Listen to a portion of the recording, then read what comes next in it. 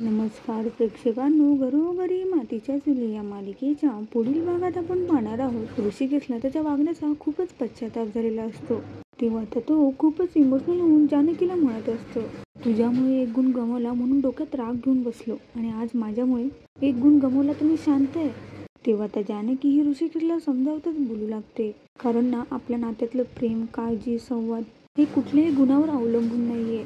इकडे सौमित्र हा सारंगला समजावतच सारंगला म्हणत असतो, अजूनही ना वेळ गेली नाहीये, प्लीज सुधर आणि हिचं ना काही ऐकू नकोस. तेव्हा त्या ह्या खोट्या ऐश्वर्याच्या प्रेमात पडलेला सारंग सौमित्रालाच उलट उत्तर देत बोलू लागतो, ती ना बायको आहे माझी आणि मी तिचंच ऐकणार.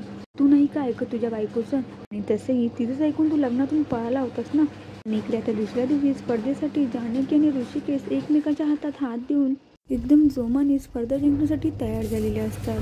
तर प्रेक्षकांनो, अशाच मालिकांच्या अपडेट सर्वात आधी पाहण्यासाठी आपल्या चॅनलला सबस्क्राईब नक्की करा आणि जर काही व्हिडिओ तुम्हाला आवडले असेल तर व्हिडिओला लाईक नक्की करा.